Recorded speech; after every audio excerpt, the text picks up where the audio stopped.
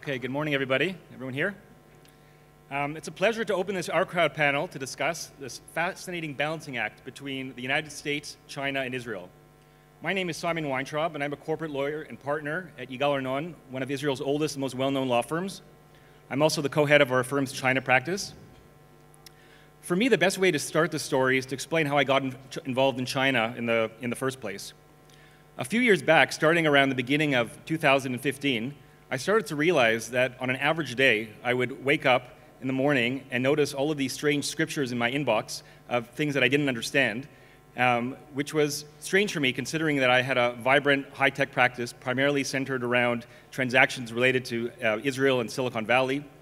And all of a sudden, I had clients that were negotiating investment transactions and contracts with huge internet companies like Baidu and Alibaba and others, and I had no prior experience in dealing with this.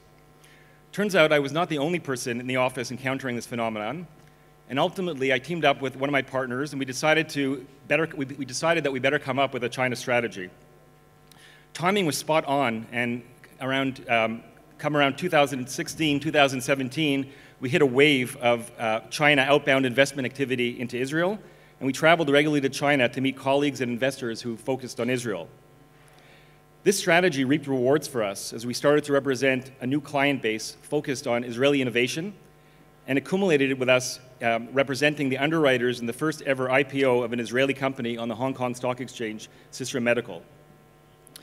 An interesting observation is that most of the transactions we've been dealt with to date involving Israel and China have revolved around the life sciences industry, particularly digital health. 2016 and 2017 were peak years as many Israeli companies were taking easy Chinese money. These deals were interesting because most of the investors we came across were more interested in obtaining strong commercial rights to market the products in China, as opposed to the actual investment, valuation, and deal terms.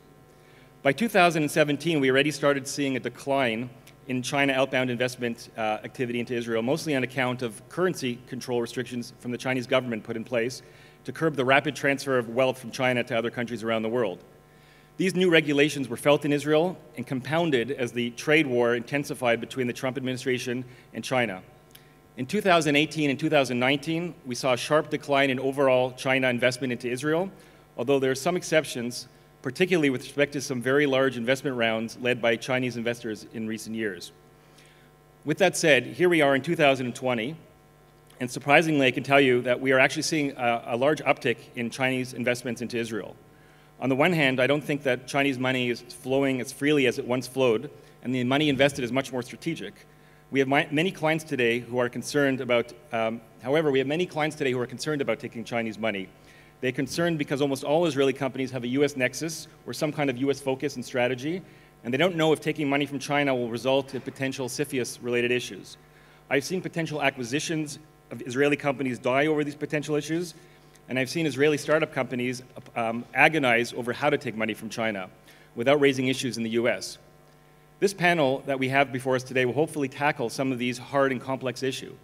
Based on our experience, it has become more apparent that Israeli companies are being put in a position, often from very early on, regarding whether or not they want to focus on US or focus on Asia. It may no longer be possible in the current climate to tackle both markets together. Of course, there's also the political side. Just this past November, Israel announced an oversight committee to examine investments that could have an impact on Israeli strategic assets. Many herald this as the new Israeli CFIUS regime. This is clearly not the case, as this new body has limited powers and resources.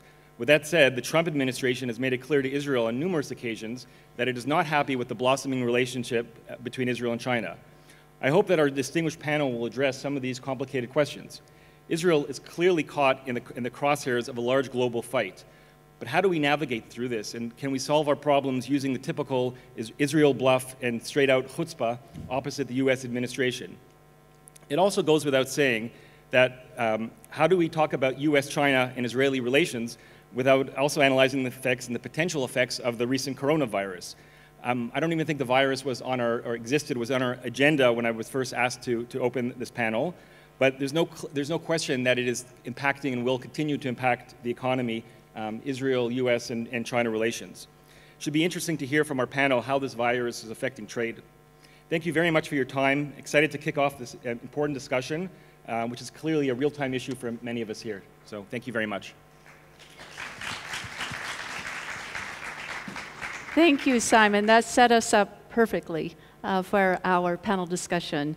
I'm Rebecca Fannin, the founder and editor of Silicon Dragon and the author of Tech Titans of China. We have with us Porter Erisman, the former VP of Alibaba. He is the author of Alibaba's World, and he's also a documentary producer of a wonderful documentary, Crocodile in the Yangtze. Next to me is Amir Gaur, founder and managing partner of Infinity Group. Infinity Group has set up this wonderful Innovation center here in Tel Aviv in Israel. I visited it the other day, and I think we'll hear more about that from Amir because it's definitely Israel-China connected. Finally, Łukasz at the end here is the head of global expansion at Alibaba, representing Israel and Eastern Europe, but actually he's here from Hangzhou. So we tried to structure this panel so that we had US, I'm representing Silicon Valley, US, Amir's representing China, and also Israel. Porter is actually living in Tokyo these days, but he can give us the China perspective, I think. And Łukasz also can give us the China-Israel perspective. So we do have these three markets represented. So let me start and ask. So we did set up this panel to say, can these three markets dance together? Or is three a crowd? So Amir, let's hear from you first. Well, awkward days to discuss this issue. But our fundamental assumption is there is a decoupling situation between, let's call it China and the West, and the decoupling process for companies to work both with China and the United States at the same time is challenging. Our suggestion to most of our companies, or companies we work with, is to, first of all, the threshold is higher. So a smaller company will be more difficult. And then if you work in both, it has to be separate team, separate standards, sometimes separate brands. The whole system should be kind of adjusted more to China, not only because of culture gaps, not only because of regulation. It has become to be a much deeper issue, political aspects to it. The standards, the operating systems are in the way to change. So if operating system change, you need not only kind of a high-level, shallow localization. The localization has to become extremely deep. And the teams that will work with China cannot be the same teams who work with the US. It could be the same strategy, same holding company, same things. But in many cases, the challenge of working both is high, so it's not recommended to everybody to do it. And the companies who do it have to think about the structure. Because if you still do you do it in a partnership way, which is always recommended in China, but the law has changed recently. It opened many other new opportunities how to structure the deals. So taking old habits for China or things you read in the books, I think the best thing is the strategy of back to zero. Forget about what you were told about how to do business in China, how to structure a deal, and rethink everything. The recent trade war virus and changes is just accelerating the process that was there anyway. And you have to rethink how you structure deals, not only on the legal way, on the business incentives, on the team structure, the HR structure. I think the cost has been changing, the supply chain moved. Do you work Asia strategy, you work China strategy, and how you play both of them is also a question. So things has become to be complicated. At the same time, it's extremely interesting with full of opportunities.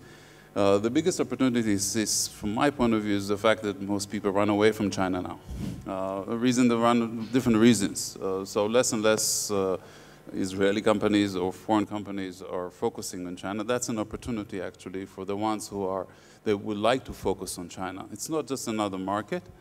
And the other reason I want to mention why China is so strategic to consider, especially to larger companies, because China is not China. China is going global. We have here global expansion. So when you're dealing with Chinese companies, you have to think a lot about China out, which means, I think most of you know that you're in Africa, you will deal with Chinese companies or Chinese people. You go to Eastern Europe, you go to the whole Belt and Road area. So you have to connect to some of the chains that China is connected to in order to do international business. So the thinking is not as China as a kind of a superpower that will impact many other markets. So everybody needs to learn, but rethink everything. That's a huge challenge, but could also be a big opportunity as well. So, Porter, your view on? Yeah, sure. Whoa, big voice there. Okay, so yeah, I'll walk you through a little bit of my experience of what I witnessed over the years between the U.S. and China relationship and how it specifically affected the internet and tech, which is what I was involved in. So I was working back in Beijing in 1999. And that's right about when the internet boom came to China. And at that point, it was very unclear whether or not China would allow foreign investment in the internet, or even if China would allow a global internet to be also operating in China. The minister at that time came out with a ban on all foreign investment in the internet, and he announced that China was going to have a sort of intranet, which was going to just keep China's internet all to itself. Fortunately, at that time, it didn't end up happening. China felt that it was inevitable that they had to open the door to the internet, and the reason China did was to allow the economic benefits that the internet would bring to China, while at the same time they were obviously concerned about the political risks and changes it would bring to China. So from about 2000 until, well, about 2012, I look at that as a sort of a golden era where you could, foreign companies could invest in the China internet through a lot of complicated structures, but they could still do it. Chinese internet companies could invest in the U.S. And then, of course, something around 2012 changed, which was the leadership changed. And with the new leadership in China, which is more assertive, more aggressive, but also more insular, I actually think that the trend is moving, to me, in the wrong direction, which is that China is sealing itself off from the world, and the U.S., with the Trump administration, is taking on China with both the trade issues, but also security issues. And so I do think we're at a point where in some industries, it's fine to operate in both markets. For example, some things are politically neutral, like e-commerce. Buying and selling T-shirts online won't be that big of a deal unless there's a political message on the T-shirt. But other things, I know Israel is very good at security technologies and AI. Those things, Israeli companies are going to have to choose sides. And I think there you have to look at what are the underlying values of the market. I tend to think Israel is going to be more fitting into the Western values of a more liberal democracy as opposed to China, which is headed in a different direction. So I do think companies have to choose sides in sensitive areas, but other areas are politically neutral. They don't have to. So that's my view. That's my experience. Keep in mind, just so it's clear, I'm a former Alibaba employee. I have no employer now, so I say anything I want. Don't quote me as a current Alibaba guy, because I don't want to get anybody else in trouble who's representing their own company right now. But that's my view on the political situation. Yeah, thank you, Porter. Porter was one of the first employees of Alibaba, so he's seen a lot. Alibaba really spring from a startup to today, a tech titan. And Łukasz, from your perspective of Israel and China. Sure. Just a full disclosure, I know Rebecca mentioned I came from Hangzhou. I left almost a month ago, so we are fully safe in the room. We made clear we've all been out of China for more than 3 weeks. I've seen a couple of faces here like, oh my God, he came from China. No, I left a month ago. So. Yeah, we've cleared everyone up here. All of us have been out of China for more than at least a month, about a month, yes. So you're safe. Yes, we safe. About the Alibaba and what I can speak more is AliExpress, because that's the business unit I'm working for and I'm representing myself. We are living in a current situation when I think we as an AliExpress and Alibaba, we see we're getting crowded within our own countries.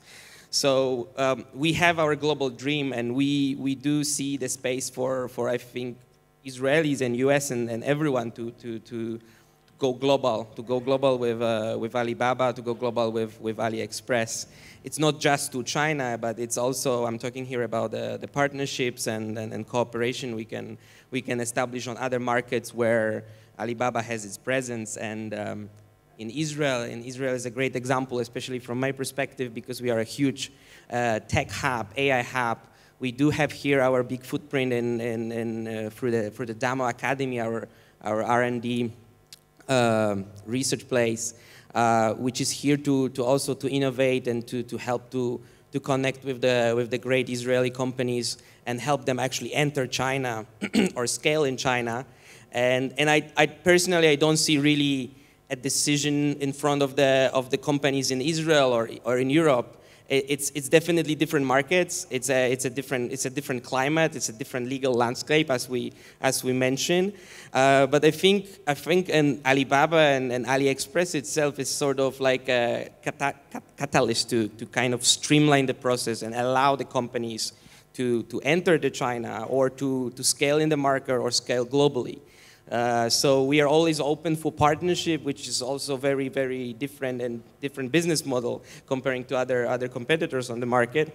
And we are always very open and flexible in terms of the cooperation. So I see a great opportunity, and I don't think Western world and Asian world is something we have to choose or decide where we're going to go. I would say, and especially for Israel that always have a great appetite for the business and the scale, we should go both direction and together grow in both markets. Okay, well, good. From a Silicon Valley perspective, I've seen the boom and the bust of venture capital and tech innovation. I was in Silicon Valley writing for Red Herring magazine during the dot-com boom and then the dot-com bust, when nothing was happening in Silicon Valley except people were on the golf course or sailing or something like this, flying around, taking piloting lessons.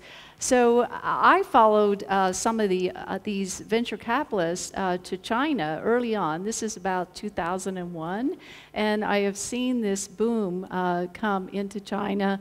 I've seen the entrepreneurial boom. I wrote about it, my first book, Silicon Dragon, and then I've seen also the downturn in China, where it's gone through various cycles.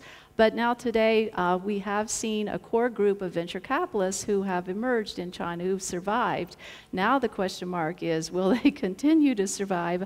What is the long-term perspective? What is your long-term view of China and venture capital and tech innovation? Is it going to continue to be a positive story?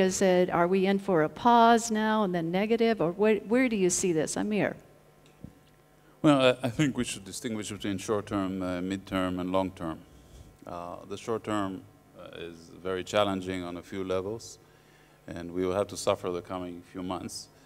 On the long-term, I am very optimistic, even though there will be additional crises, but 1.5 billion people, hardworking, extremely motivated, focused is not something that is going to slow down. And it's going to impact globally for many reasons. On the midterm, it really depends on the policies that will be introduced and the steps the Chinese government will take.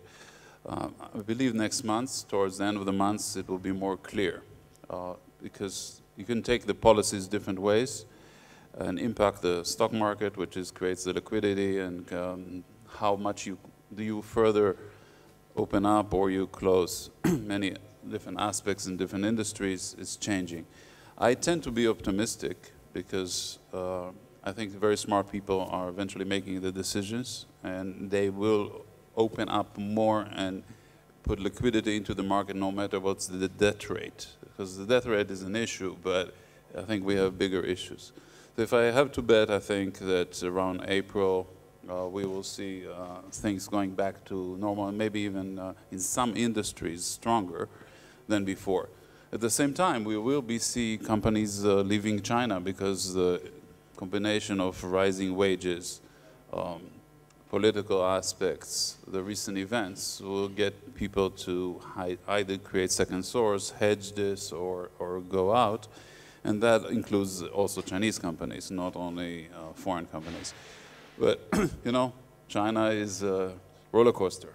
So if you deal with this, you have to join a roller coaster. Absolutely. Well, I think the peak year of venture capital investment in China was 2017. Things started to slow down in 2018, and now 2019 was a much bigger drop. Who knows what this year is going to bring? But Porter, optimistic, pessimistic? Well, yeah, I'm optimistic that China will continue to grow and the economy will, you know, it always bounces back from these things. There's always some shock in China, Yeah. and then it bounces back. I think for people here, what they need to consider is, you know, when people come up to me and say, hey, I've developed this really cool technology, and China's a huge market, can I take it to China? I think what's going to happen is that China will continue to grow like this independent ecosystem, where it's almost, you look at like Australia, you have kangaroos, you have koala bears, these totally different species that are like unrecognizable in other parts of the world. And so to be able to take your technology and then go partner with someone when they have companies that look so different from what you see in the US or Western Europe, what will happen is China will become a more and more unique environment. In many ways, it will continue to leapfrog. So, for example, everything's mobile there, as most of you know, whereas in the US, we still split bills with the waiter with our credit cards, and it takes forever. Every time, if you haven't been, every time I go back to China, if I'm away 1 year, I've missed a few updates to the apps, and so I'm rendered completely useless there. You can't get a taxi, you can't pay for anything, and people look at you when you show up at the front of the line at Starbucks and want to pay with cash. They look at you like you're crazy, some dinosaur, and I have to say, no, I'm a tech speaker on the tech industry, but I still don't know how to pay with my phone here.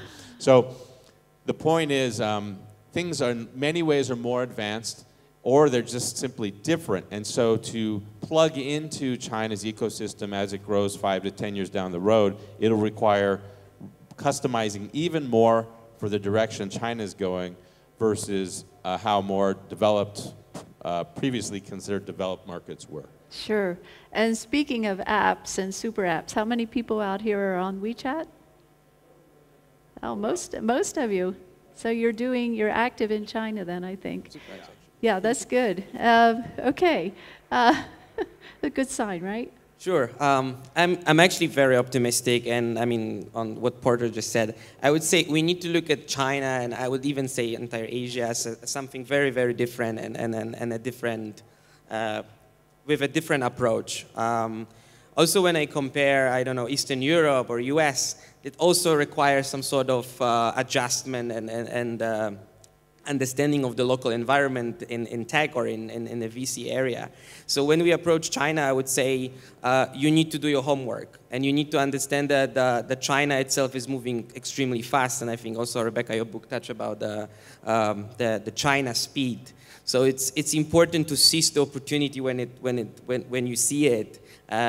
We tend to say you sneeze, you lose, basically, or you need to wait the right time. So I look at that you need to find your niche, you need to find your time, and you need to also understand the market. It's different creature, as we said, and it requires different approach. And I think the understanding of how fast China is moving and how fast the innovation is happening down there, it's important to be ready for it. Because, I mean, I can also see, I mean, people say in Israel we are very fast. People are very fast in Israel making decisions. But still, when we talk with Israeli companies and how AliExpress reacts in headquarters, the speed is completely different. So it's important to understand how quickly we innovate and to find the right time. And how would you compare and contrast the entrepreneurial cultures with Israel and China? Because China has always been so entrepreneurial and fast-moving. So I would say, and the whole 996 entrepreneurial working hours, right? I think we're all working very hard, and I think, I mean, it depends. I mean, I can't speak about the working time because I assume everyone is working hard and trying to be as efficient as possible. I would say the difference is China is more flexible. We are able to, I mean, as an Alibaba, we are a huge company, but at the same time, we have a great startup feeling with an ability to change our direction and adjust the strategy to fit within the market. And speaking about global to global, our dream, and I think this is something also very unique for companies that we try to work with and encourage to join us, is just because we are very flexible in terms of strategy and operation and ability to adjust and to localize in market, or even to help enter the China itself. So I would say the difference definitely is the flexibility and adaptability in terms of the strategy and the changes that are happening in the market. Amir, you're working in both cultures as well. So who would you give the edge to on the working harder, more entrepreneurial? Yeah, well, since we have established 23 funds in China and innovation centers, we have experienced so many kinds of entrepreneurs in China itself first. So it's difficult to say entrepreneurship in China or innovation in China, because it's very different in Hangzhou than even in Shenzhen, and especially in Chengdu or in the north. There are different styles inside China itself. So you can find everything from amazing innovation to very simple innovation. But if I have to classify in one word, China excels in business models innovation. Extremely creative, flexible, and because of the system and the structure, it can actually grow very fast. So speed, scale, business models is the #1 in the world by far. Israeli innovation is totally different. It's using the same word, but Israelis, first of all, always look at disruptive innovation in their thinking. But the main challenge is the distance from the market.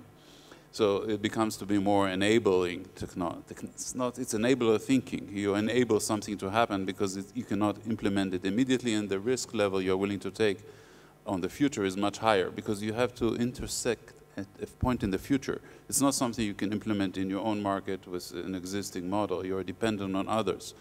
So it's the whole structure of our geography, where we are in the Middle East versus China, which is very centric, totally changes the thinking of the people. Working together is possible, but not with a full overlap. So you have to, the best thing is a mix between Chinese entrepreneurs and Israeli entrepreneurs. That's the best of the world. It can win any American firm, for sure. I am always confident every competition we can take. But the challenge is how to work together, because people come from not only different cultures, different systems, different regulation, different habits, different circles. And it's like oil and water sometimes. You know, you just don't mix it. But the best solution is to find the right communication structure and overlaps where it should. And don't look at it from a hierarchical point of view. The China side is always default by hierarchy. Israelis is always default by my thinking, and it's horizontal.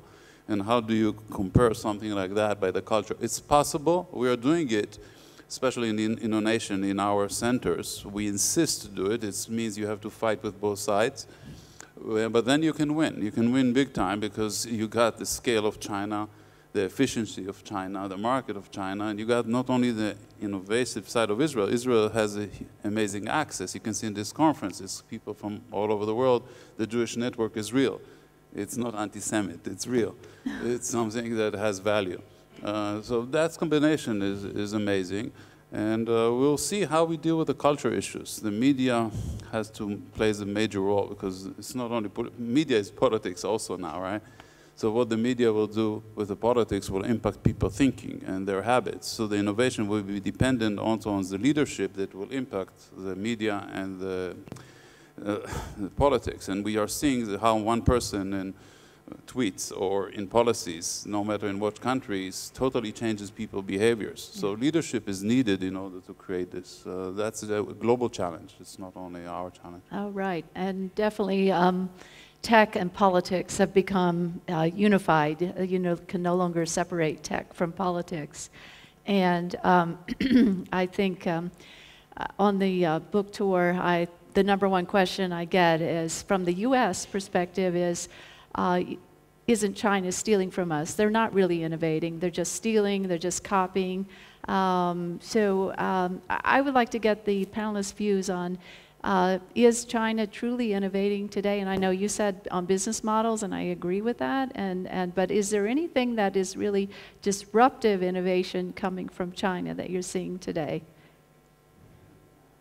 Yep, I'll go ahead with that. I mean, so I worked inside Alibaba for 8 years, and I was facing a lot of times Western journalists who are pretty open-minded, but they would still approach us with the mindset that, oh, Chinese companies are just sort of copying, you know, oh, this, they were saying, oh, you are the eBay of China, or the Baidu is the Google of China. And I heard time and time again, and I think, to be honest, there is a fair amount of prejudice with this, but from the US, people would say, well, China's great imitators, but they're not great innovators. And why would people say that? Well, it's just, in a way, maybe to pat themselves on the back and say, we still have that. China's educational system doesn't really support innovation. So I just made it, you know, after I left Alibaba and I wrote my book and made my documentary, one of the main reasons was to show that, yeah, in China, people are as innovative and even more innovative. I mean, innovation doesn't depend on a nationality, on a race and ethnicity, and that's a good thing. That was my point. And so when you could see that the power of 1.3 billion people was being unleashed and this innovation was coming out, I think that's a good thing. And the things that you've seen, I think everyone's pretty well aware of it, but when I was at Alibaba, we would always make the argument we're innovative and different. And I think people finally came to see that. But then the business models, for example, Mobike and then all the ride-sharing things, that was the first thing, I think, where Americans would touch these scooters and ride around town. A lot of them didn't realize that they were really experiencing a Chinese innovative business model as they used the ride-sharing. But that's the most tangible one that young people, I think, could understand, that here's one business idea that came from China, and I'm sure you're familiar with many, many more. But then another one, Łukasz, is when I've gone around the world, when I was in Nigeria, the driver of my taxis found out I used to work at Alibaba, and he said, oh, I bought my jeans on Alibaba. And I said, well, how could you buy your jeans on Alibaba and have it sent from China to Nigeria? But in a lot of emerging markets, Alibaba is probably more famous than eBay or something.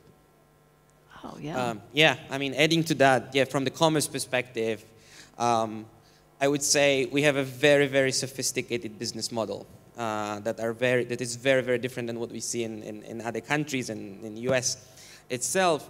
Also, when we look about the innovation in China and how our apps looks like, and we start comparing it, I see a huge influence of Chinese apps and Chinese innovation, UI, UX, solutions that are applied in the apps itself.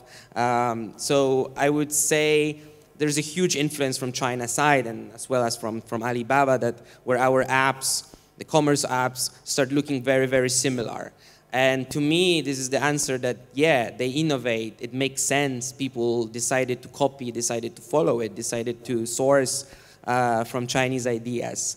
So I definitely think they do innovate, and the influence is huge. And just like Porter said, that the sharing economy, I was, I think, a year ago in LA, and people were surprised about the scooters and things like that. And I was telling them, yeah, we have this in China for about 2 years already, and this is very normal. So I would say, yeah, it's a place for sourcing. Oh, definitely. And originally it was the idea was that it was copy to China. Now I think the reverse is happening, is copy from China. We're seeing this in the US, where we're seeing Facebook copy some of the ideas from some of the Chinese tech titans. We're seeing Amazon doing the same thing. So I think it's really interesting. China is having an impact. Some of its ideas are going global. Some of its tech companies like TikTok from ByteDance is having a huge impact globally. Everyone is on these 15-second video apps. And I think it's amazing. Anyhow, for the future, since we are talking U.S. and China here as well, and we are seeing this U.S.-China tech Cold War happening, now I think we've seen a shift from, definitely a shift from China to U.S. has definitely fallen off a cliff. But now we're seeing this money going elsewhere. So Southeast Asia, Israel. Amir, is this a trend that you see continuing? Is it a positive trend of this China capital going elsewhere? How is it going to impact global innovation? Well, first, for Israel specifically, it's a great opportunity, just because the U.S.'s door is being blocked even on the students' level. It's not only on the research level, on the standards, on the telecommunication.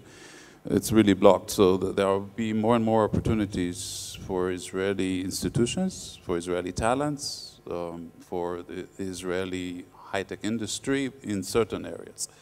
But recently, the Israeli government has withdrawn some of its efforts towards China, influenced by the U.S. On different fronts. And that has to be carefully managed. Showing goodwill is a culture issue.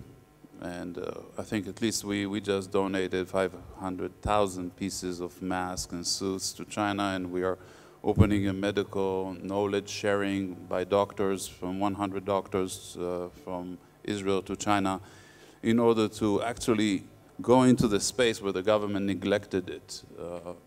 Blocking the borders is understandable, but the way to do things and to keep the feeling aspect of it, I just hope the Israel people and the Israel government will understand it's not all about black and white. Things have to be colored in the right way, communicate in the right way.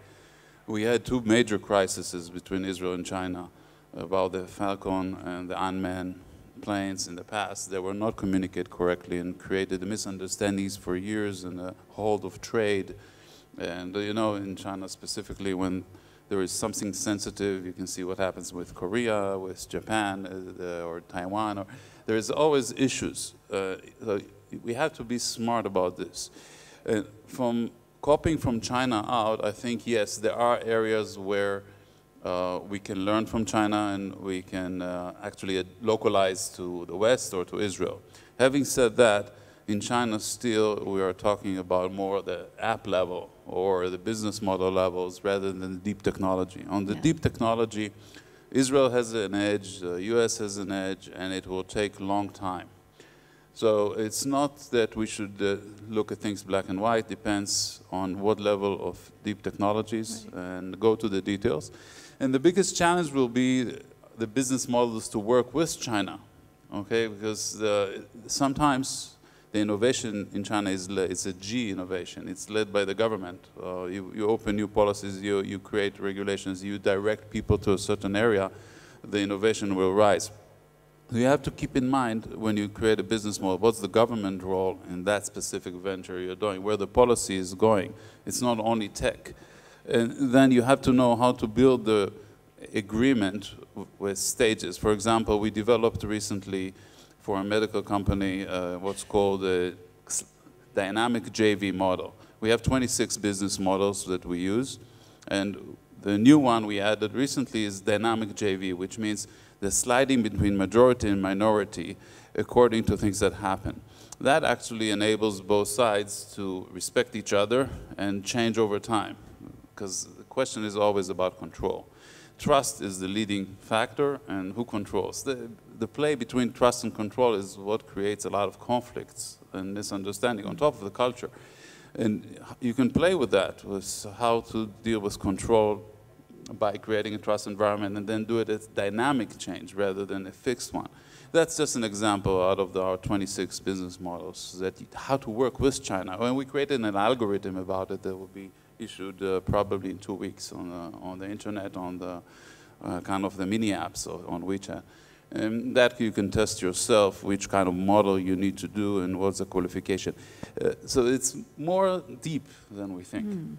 Yeah, okay. Very interesting, the dynamic model. And so with Alibaba, Alibaba's investments into Israel and Southeast Asia, how are those being structured? Are those mostly majority deals, acquisitions? And how does Alibaba manage those relationships? For instance, Lazada in Southeast Asia. Well, I can't speak for Lazada itself, but I would say Alibaba's approach is always coming with an open mind. So whatever investment we are doing or partnership, it's always about what will be win-and-win for the both parties. And deals are mainly tailored for the certain project that we are doing. So here, for example, for AliExpress itself, where we are trying to structure some partnership or work with the partners or talk with the tech companies that they can share their technology for us, it really depends what's the appetite on both sides. And we always try to come with an open mind and discuss and see where we can have our common goals and how can we achieve the success together. Okay. So we can't have this panel without talking about the coronavirus. And it's in the headlines every day. And so I just would like to get the panelists' views on how you think this is impacting China's image. Is this going to hurt their dealings with partners, with investors, with tech innovators? Amir.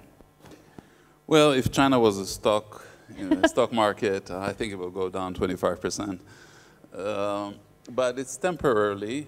Having said that, there are some things for the long term that will require restructuring. The crisis is real. On our different platforms, we have more than 300 employees in China that are worried, they are at home, locked, connected to the phone, and not sure about the future, so there's a confidence issue. It's not something that you can say it's just a little beep. It's a big beep. This virus, my personal opinion, and again, nothing substantial, I think will go off the headlines next month, and the system will go back to semi-normal in April. I think it's overblown by the media, some of it because of political reasons, some of it because the media is always like to go to extreme and have headlines. The panic in Israel is on the verge of crazy. There are racism kind of underlying movements there. So it's good to talk about it. We can all have something to discuss, which looks like a panic. Human nature, actually, because we donated the masks, we were shocked to see that people in Israel are accumulating masks, but you're not talking about small amount of masks.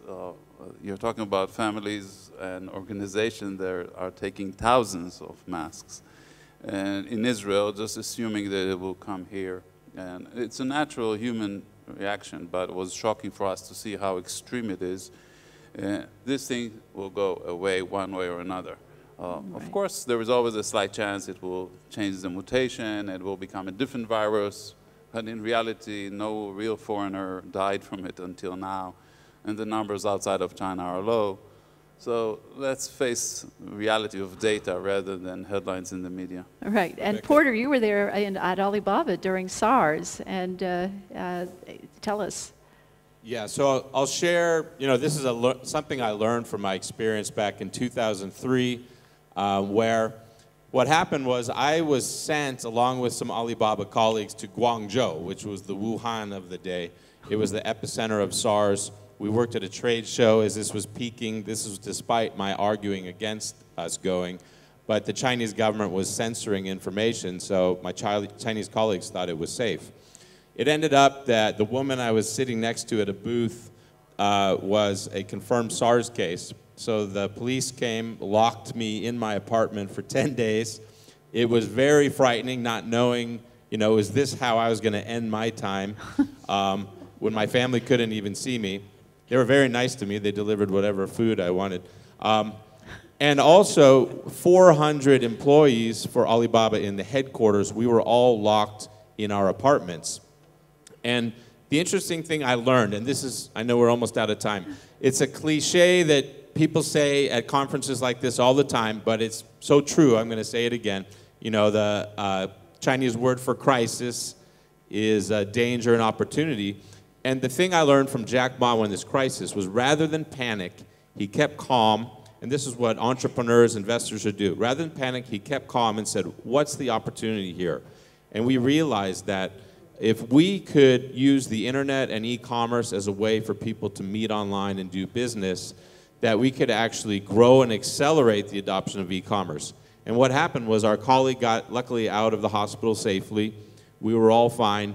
And we saw e-commerce grow and take off. Whereas it might have destroyed other companies, we might have fallen apart, we saw it as an opportunity to help out but also grow e-commerce, and that was a key inflection point in the growth of e-commerce. So rather than panicking about everything, it's important to take a breath, think calmly, and focus on what's the opportunity here.